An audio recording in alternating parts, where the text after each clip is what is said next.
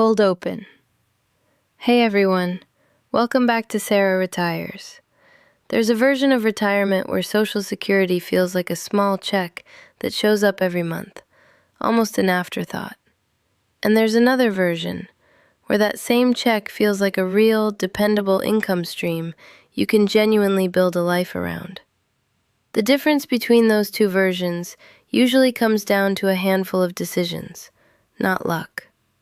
Today I'm showing you exactly what determines your Social Security benefit, how a single timing decision can swing your monthly check by over $2,000, and what realistic numbers look like at different income levels, including what it actually takes to land somewhere around $3,500 a month. I'm Sara. This is Sara Retires. Let's get into it. The one decision that's worth thousands per month. Most people treat claiming Social Security like checking a single box when they retire. In reality, it might be one of the single highest leverage financial decisions you'll ever make. Here's what that looks like using 2026 numbers for someone who qualified for the maximum possible benefit. At full retirement age, 67, that person would receive right around $4,150 a month. Claim early at 62, and that drops to roughly $2,700 a month. Wait all the way until 70, and it climbs to somewhere in the neighborhood of $5,100 a month. That's a difference of well over $2,000 a month between claiming at 62 versus 70 for the exact same person with the exact same lifetime earnings. Claiming early locks in a permanent reduction of up to 30%. Waiting past full retirement age earns you delayed retirement credits, an extra 8% per year, up to 24% above your full retirement age benefit by the time you hit 70. Think of your full retirement age benefit as your baseline, your 100%. Claim early, and you're accepting a permanent haircut.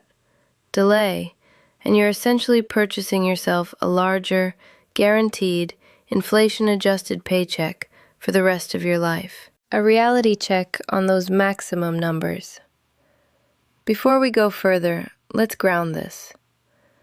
Those $4,150 and $5,100 figures are the maximum benefits available, and reaching them requires earning at or above Social Security's taxable wage base, currently $184,500 a year, for a full 35 years. Very few people actually do that. The average Social Security benefit today is closer to $2,000 a month at full retirement age. So for most people watching this, the real question isn't, will I get $5,000 a month? It's, how do I make the absolute most of what I've actually earned and make sure I don't leave money on the table for the rest of my life? Because once you claim, that decision is essentially locked in. And it doesn't just affect one payment. It echoes every single month for the rest of your life. How Social Security actually calculates your benefit. The bend point formula. So, how does the system actually decide your number? A lot of people assume I paid in more, so I get out more, which is partly true, but the mechanism is more nuanced than that. Social Security uses something called bend points. For anyone turning 62 in 2026, those bend points are $1,286 and $7,749. Here's what that actually means in plain English. Social Security takes your average indexed monthly earnings, your AIME, essentially your career average monthly income, and runs it through a 3-tier formula. You get 90% credit on the first $1,286 of that average. Then, 32% credit on everything between $1,286 and $7,749. And then just 15% credit on anything above $7,749, up to the wage cap. In other words, the first slice of your income is treated very generously. The middle slice, still meaningful, but noticeably less so. And the more you earn beyond that, the smaller and smaller the return on each additional dollar. This is intentional. Social Security is designed to be progressive. It's not trying to fully replace your income. It's trying to build a stable foundation, especially for lower and middle income earners. One more important detail. These bend points are locked in based on the year you turn 62, not the year you actually claim. So if you turn 62 in 2026, you're locked into this exact formula, even if you wait until 70 to start collecting.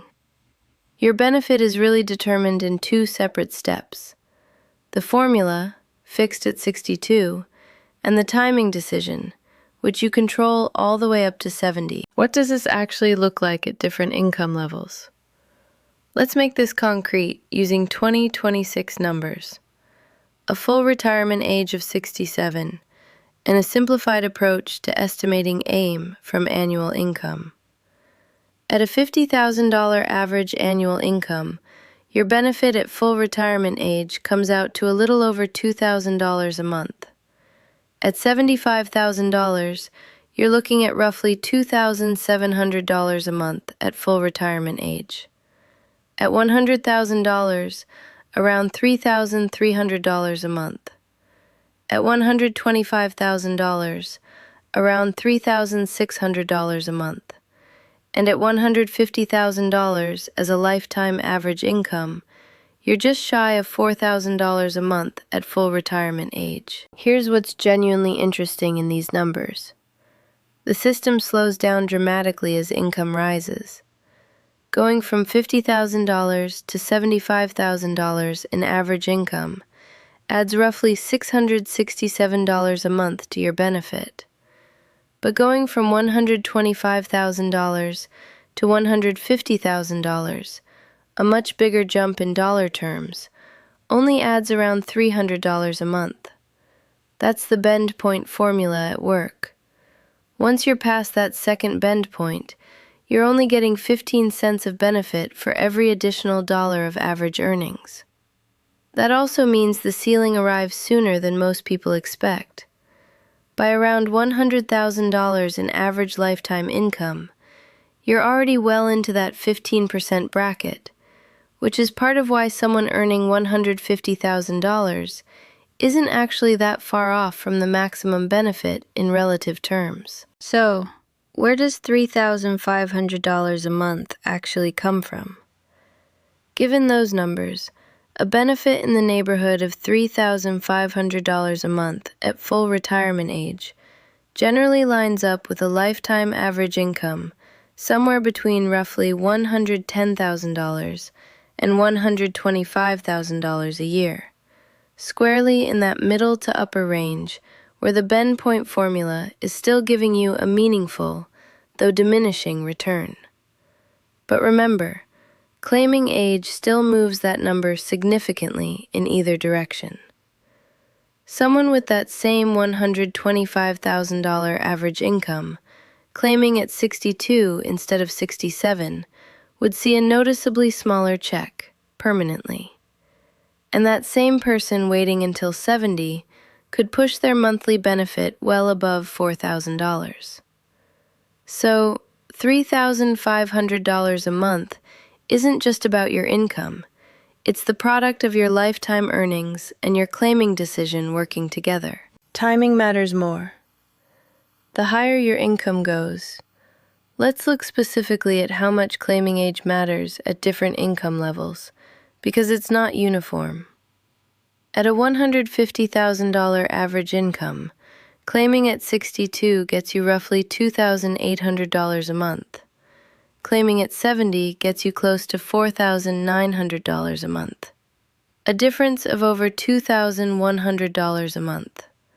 That's an enormous permanent swing, and it's exactly why so many financial professionals describe Social Security as longevity insurance, a larger guaranteed paycheck that lasts as long as you do. Now, compare that to a $50,000 average income. Claiming at 62 gets you around $1,400 a month, while claiming at 70 gets you closer to $2,600 a month. Still a meaningful percentage difference, but a smaller absolute dollar gap. And here's the practical nuance. At that lower income level, Social Security is very likely covering core living expenses, housing, food, utilities. So the real question shifts from, how do I maximize this, to, when do I actually need this income to live? Higher earners typically have a larger investment portfolio to lean on during the gap years, between stepping away from work and actually claiming, which gives them more flexibility to delay. Replacement rates tell the real story. Here's one more lens worth understanding. Replacement rate. How much of your pre-retirement income Social Security is actually replacing? At a $50,000 income, Social Security replaces roughly half of what you were earning. That's enormous, and it's exactly why so many households depend on it so heavily. For a lot of people, it isn't supplemental income, it's core income. As income rises, that replacement rate drops quickly. Social Security still shows up every month, still matters, and you'll still rely on it, but it carries proportionally less weight. That's by design. For lower earners, Social Security does most of the heavy lifting. For higher earners, it plays more of a supporting role, and the larger share of retirement income has to come from what you've personally saved and invested. Don't forget the household perspective. One last important reframe. Think about this at the household level, not just individually. If you're part of a dual-income household where both partners were solid earners, combined Social Security benefits of $7,000 to $8,000 a month aren't unrealistic. That's a substantial amount of guaranteed, inflation-adjusted income showing up every single month. And even though each individual's replacement rate might be modest, the combined dollar amount can meaningfully reduce how much you need to draw from your investment portfolio. The honest takeaway. Social Security is genuinely one of the most important financial decisions you'll ever make. Not because of one single number, but because of how the formula calculates your benefit, how your specific income shapes that outcome, and how the claiming age decision fits into your broader financial picture. For some people, delaying creates real long-term sustainability. For others, claiming earlier relieves genuine financial stress in the near term. There's no single universally right answer, only the right answer for your specific numbers and needs. This isn't personalized financial advice. That's a conversation for a licensed professional who knows your complete situation. But understanding this formula gives you a real framework for that conversation. Closing plus CTA. If this made Social Security feel less like a mystery box and more like something you can actually plan around, that's exactly what this channel is here for. Hit subscribe, because I'll be covering the full set of factors that should influence your specific claiming decision in a future video. There's more nuance here than one video can fully cover. Drop a comment and let me know. Where does your own number land? I read every comment, so I'll see you down there. This is Sara Retires. I'll see you in the next one.